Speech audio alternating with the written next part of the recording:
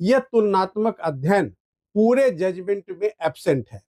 लिहाजा एक जजमेंट जो दिया गया है एक वेग जजमेंट है और हमारे हिसाब से शिक्षकों ने जो मांग माननीय उच्च न्यायालय में की थी उन मांगों को पूरा ध्यान नहीं दिया गया और उनको एड्रेस नहीं किया गया, न उस पर कोई निर्णय दिया गया। इस लिहाज से मेरे हिसाब से शिक्षकों को सुप्रीम कोर्ट का रुख करना चाहिए। अभी आप वीडियो में जिनकी बातें सुन रहे थे वे है सुप्रीम कोर्ट के अधिवक्ता महोदय। अधिवक्ता महोदय बता रहे थे कि बिहार के नियोजित शिक्षक सक्षमता परीक्षा और बिहार विद्यालय विशिष्ट शिक्षक नियमावली पर जो पटना उच्च न्यायालय का फैसला आया उसके खिलाफ सुप्रीम कोर्ट क्यों जाएंगे। सुप्रीम कोर्ट जाने का बिहार के नियोजित शिक्षकों का आधार क्या होगा, किस ग्राउंड पर वे सुप्रीम कोर्ट जाएंगे और किस प्रकार जिस तरीके से हाईकोर्ट का फैसला आया और जो सरकार का जवाब था उस आधार पर माननीय पटना उच्च न्यायालय का जो फैसला आया सक्षमता परीक्षा और बिहार विद्यालय विशिष्ट शिक्षा नियमावली को लेकर, जिसमें बिहार के नियोजित शिक्षकों को बिना शर्त राज्यकर्मी बनाने की मांगे थी, तमाम मांगे थी और उस पर जो फैसला आया उस पर बिहार के नियोजित शिक्षक असंतुष्ट दिखे और कई दिनों के अध्ययन के बाद फैसला आने के कई दिनों के अध्ययन के बाद अब बिहार के नियोजित शिक्षकों ने यह तय कर लिया है कि माननीय पटना उच्च न्यायालय ने जो फैसला दिया क्षमता परीक्षा को लेकर, बिहार विद्यालय विशिष्ट शिक्षा नियमावली को लेकर, उसके खिलाफ सुप्रीम कोर्ट जाएंगे और बिहार के लाखों नियोजित शिक्षकों को जीत दिलाएंगे। इसलिए इस वीडियो के अंत तक बने रहें।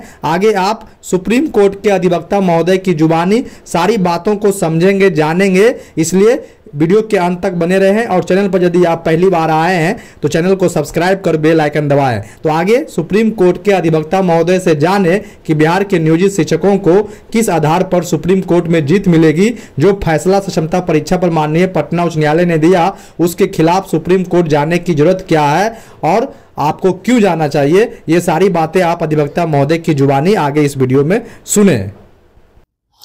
देखिए, ऐसा है कि हमने माननीय उच्च न्यायालय पटना का जो आदेश है उस आदेश की प्रति को मैंने पढ़ा है और उस आदेश को अगर आप देखेंगे तो जैसे कि परिवर्तनकारी शिक्षक संघ है उसने जो प्रेयर किए थे अपने पिटीशन में उन प्रेयर्स का हाई कोर्ट ने अनदेखा किया है, पहली बात।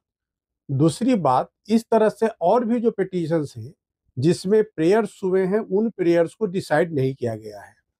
मूलतः हाईकोर्ट 3 बिंदुओं पर ध्यान दिया। पहला बिंदु कि अगर धारा 309 के तहत राज्य सरकार कोई नियम बनाती है तो क्या वो नियम पंचायती राज एक्ट और धारा 343 जी के तहत जो कानून बनाया गया है पंचायतों के लिए उसके एरिया में उसका उल्लंघन माना जाएगा या नहीं। ये तो पहला प्रश्न था उनके सामने। इस प्रश्न को उन्होंने खारिज कर दिया यह कहते हुए कि जो डॉक्ट्रिन ऑफ ऑक्युपाइड फील्ड है वो वायलेट नहीं होता है, लिहाजा जो प्रोवाइजर टू रूल 4 और रूल 12 जो है 2023 के रूल्स का उसको उन्होंने स्ट्राइक डाउन किया और उसके अलावा 2023 का जो रूल है एक्सक्लूसिव टीचर से संबंधित उसको उन्होंने अपहेल्ड कर दिया। जबकि शिक्षकों के द्वारा मांग की गई थी, परिवर्तनकारी शिक्षक संघ के द्वारा मांग की गई थी कि साहब इस पूरे रूल को खारिज कर दिया जाए क्योंकि जो रूल 243 जी के तहत बनाया गया है उस रूल के रहते हुए राज्य सरकार 309 धारा के तहत कोई नया रूल नहीं बना सकती पंचायती राज के शिक्षकों के लिए या उनके बेटर भविष्य के लिए।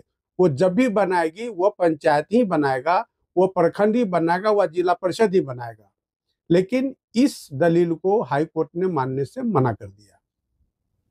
जो दूसरा विषय है कि हाई कोर्ट ने कहा कि जो एक्सक्लूसिव टीचर्स एक काडर है, एक स्पेशल काडर है।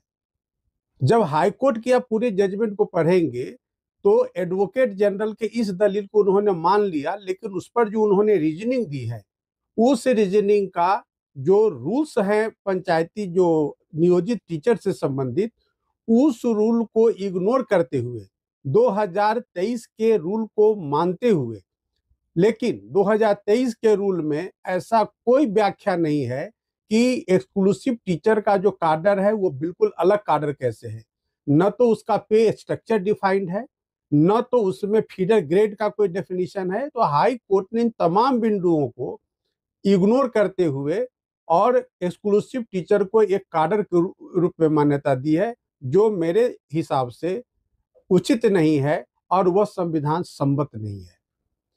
तीसरी बात कि उन्होंने कहा कि जो नियोजित टीचर्स हैं उनके बेटर भविष्य के लिए, और वो अगर अपने आप को सरकारी शिक्षक के बराबर लाना चाहते हैं तो उनको कॉम्पिटेंसी टेस्ट देनी होगी। हालांकि हाई कोर्ट ने कहा कि कॉम्पिटेंसी टेस्ट वो ऑप्शनल है, जो कॉम्पिटेंसी टेस्ट देंगे, पास करेंगे तो वो राज्य शिक्षक का दर्जा पाएंगे और उनको उसका वेतनमान मिलेगा। लेकिन प्रश्न ये उठता है कि ये कहीं पूरे जजमेंट में डिफाइन नहीं है कि नियोजित शिक्षक का वेतनमान और जो सरकारी शिक्षक का वेतनमान दोनों में अंतर कितना है। यह तुलनात्मक अध्ययन पूरे जजमेंट में एब्सेंट है।